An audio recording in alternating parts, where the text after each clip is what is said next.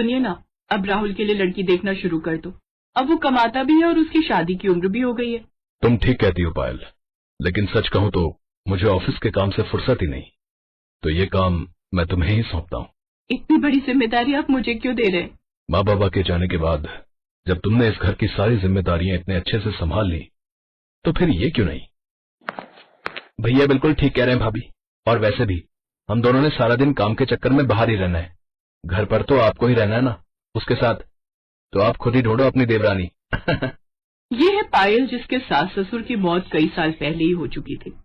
पायल गरीब घर से थी और समझदार भी थी। उसने आते ही सारा घर संभाल लिया था।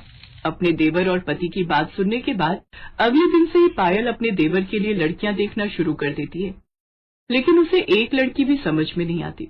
ऐसे ही कुछ दिन बीत जाते हैं, लेकिन इसी दौरान राहुल को एक अमीर घर की लड़की रिया मिलती है, जिससे दोस्ती के कुछ दिन बाद ही दोनों में प्यार हो जाता है और फिर राहुल उसे सबसे मिल पाता है।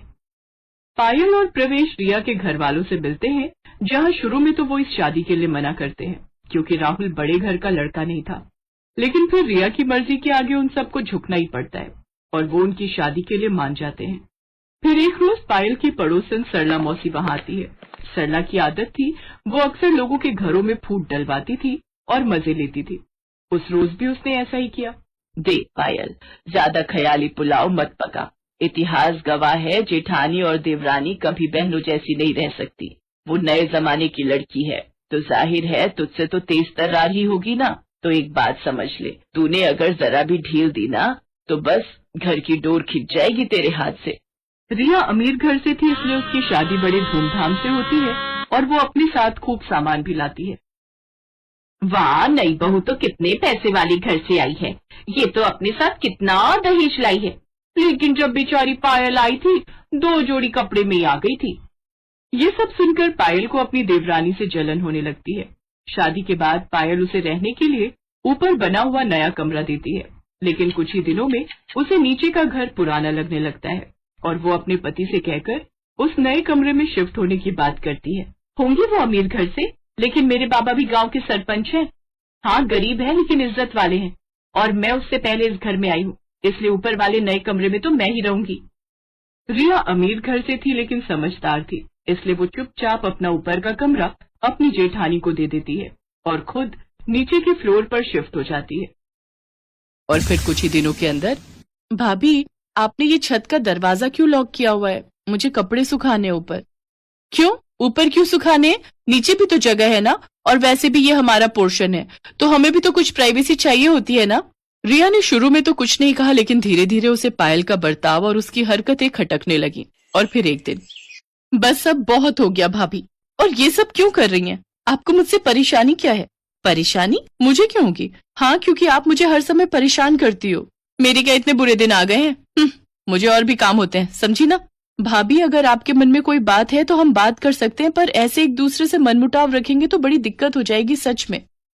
रिया की बात का पायल ने कोई जवाब नहीं दिया और वो उसे इग्नोर करके वहां से चली गई। अब तो रिया ने भी ठान लिया था कि वो भी अपनी जेठानी से वैसा ही व्यवहार करेगी जैसा वो उसके साथ कर रही थी। नतीजा ये हुआ कि आए दिन दोनों में बिना बात के खटपट होने लगी।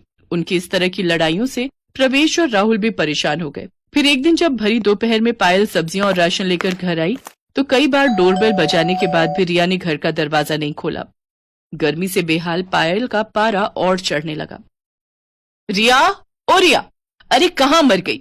उफ, अरे दरवाजा खोल जल्दी से। भाभी, अभी 15 मिनट और लगेंगे, वो मैं बाथरूम में हूं ना, इसलिए।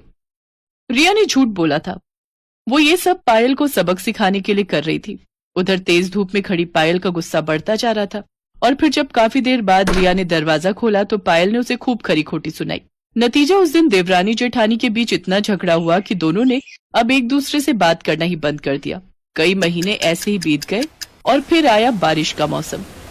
ओहो, ये बारिश कभी भी आ जाती है। उफ, मेरे कपड़े बड़ी मुश्किल से सूखे थे। तेज बारिश में रिया के सारे कपड़े भीग गए थे और ये देखकर पायल बस हंसे जा रही थी। और ये देखकर रिया को बहुत गुस्सा आ रहा था, लेकिन उसने पायल से कुछ नहीं कहा और चुपचाप अपने भीगे कपड़े लेकर अपने कमरे में आ गई। लेकिन तभी उसे कुछ याद आया। ओहो, ऊपर जाते हुए बेलन मेरे हाथ में था, लगता है ऊपर छत पर ही छोड़ आई, जाकर लाना पड़ेगा। बस महारानी ने फिर से छत का दरवाजा न लॉक कर लिया हो।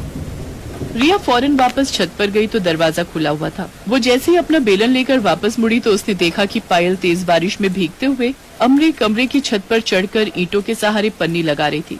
अब हंसने की बारी रिया की थी और रिया ने इस मौके को जाने भी नहीं दिया। वो खूब हंसी और पायल भी खूब चिढ़ी। फिर रिया वापस नीचे आ गई, लेकिन जब कई घंटों तक बारिश नहीं रुकी और पायल के कमरे में लगातार पानी टपकता ही रहा तो रिया को पायल के लिए बुरा लगा। फिर कुछ सोचकर उसने ऊपर आकर पायल से कहा, भाभी अब बस करो, कपड़े बदल लो और नीचे आ जाओ वरना बीमार पड़ जाओगी, मैं चाय बना देती हूँ। रिया की बात सुनकर पायल हैरान थी, लेकिन सच तो यही था कि वो भी पानी सींच कर परेशान हो चुकी थी। वो फौरन कपड़े बदल कर नीचे गई तो रिया ने उसे गर्मा गर्म चाय पकड़ा दी। दोनों साथ बैठकर चाय पी रही थी, लेकिन आपस में कुछ बोल नहीं रही थी। तभी राहुल और प्रवेश भी घर आ गए। वो दोनों रिया और पायल को एक साथ चाय पीते देख हैरान भी थे और खुश भी। दूसरी तरफ बारिश लगातार हो रही थी। नतीजा ये हुआ कि रात के वक्त पूरे मोहल्ले में बाढ़ आ गई और नीचे होने की वजह से रिया और राहुल के कमरे में रात के वक्त पानी भरने लगा। रिया, राहुल, ऊपर आ जाओ, जल्दी करो, नीचे पानी बढ़ रहा है। राहुल और रिया कुछ संकोच के साथ ऊपर चले आए। फिर पूरे 2 दिनों तक रिया और राहुल ऊपर वाले कमरे में पायल और प्रवेश के साथ ही रहे। ये पहली बार था जब रिया और पायल एक साथ रहे थे और पहली बार ही उन्हें एक दूसरे को अच्छे से जानने का मौका भी मिला था। बातों ही बातों में पता चला कि असल में सरला मौसी तो रिया को भी पायल के खिलाफ भड़का रही थी। अब जाकर पायल को अपनी गलती समझ आई। फिर एक दिन, अब अरे तुम दोनों एक साथ? हाँ मौसी, क्यों? नहीं नहीं, मैं तो बस ऐसे ही पूछ रही थी।